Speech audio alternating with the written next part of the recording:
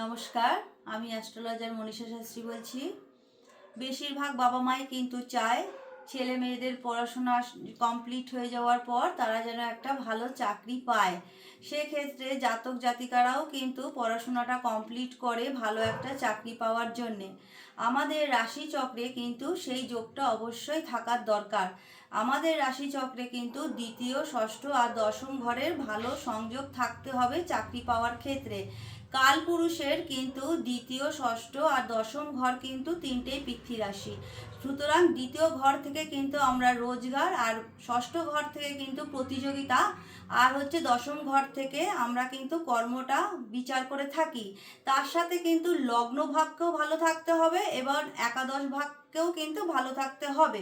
কারণ সব কিছুর মূলে আমরা যাই করি আমরা কিন্তু একটা ফলের আশা করি, সেই ফলটা কিন্তু আমরা পাই একাদশ ঘরের ভালো সহযোগিতা থাকলেই তবেই কিন্তু আমরা ভালো ফল পাই।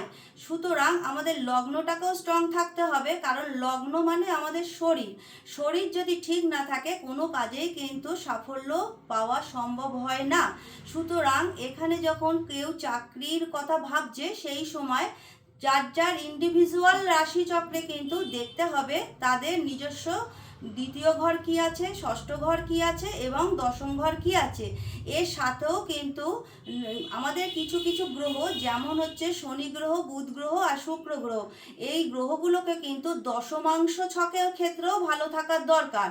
তেমনভাবে কিন্তু নবাংশ ছকটাও দেখতে হবে। সব কিছু মিলিয়ে কিন্তু চাকরি আমরা পাবো কি পাবো না সেটা কিন্তু রাশিচক্রের উপরেই নির্ভর করবে। যেমন কালপুরুষের দ্বিতীয় ঘর, ষষ্ঠ ঘর, দশম ঘর, তেমনিভাবে ইন্ডিভিজুয়াল প্রত্যেকটি মানুষের কিন্তু দ্বিতীয় ঘর, ষষ্ঠ ঘর আর দশম ঘরটা দেখা দরকার।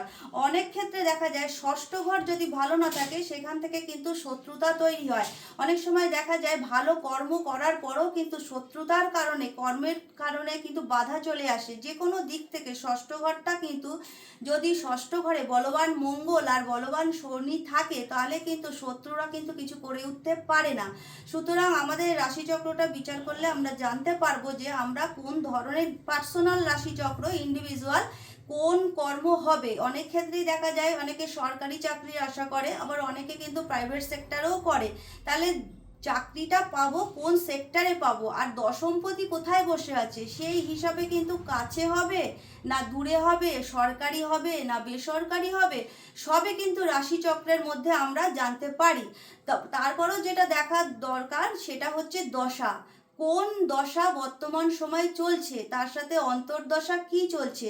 সুতরাং সব কিছু মিলিয়ে যদি চাকরির জায়গাটা বিচার করতে হয় তাহলে কিন্তু রাশিচক্রটাকেই ভালো করে বিচার করতে হবে, দশমাংশ ছকটাকে বিচার করতে হবে এবং লগ্ন আর আমাদের দ্বিতীয় ঘর, ষষ্ঠ ঘর আর দশম ঘর এদের কানেকশনটা ভালো থাকতে হবে, তবেই কিন্তু পাওয়া যাবে চাকরি।